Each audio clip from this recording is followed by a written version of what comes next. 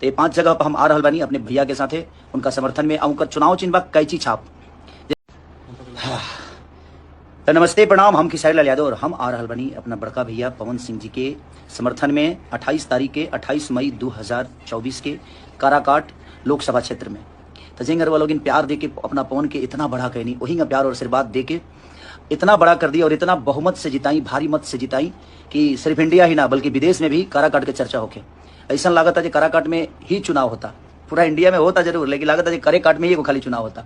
तो हम आ रहल बनी विक्रमगंज, नोखा, ओबरा, गोह और बारू विकास नहीं के काट के हटावे खातिर कैची छाप मिलल बऊंगा।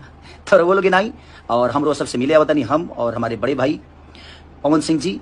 और बस आप लोग का प्यार जिसके साथ है वो दुनिया का सबसे बड़ा आदमी है, बस यही कहना चाहता हूं। तो जिस तरह उनको संगीत में आप लोगों ने बड़ा किया, कला क्षेत्र में बड़ा किया, उसी तरह आप लोगों को अब उस आदमी को नेता भी बड़ा बनाना है ताकि आप सबके विकास के लिए काम करें।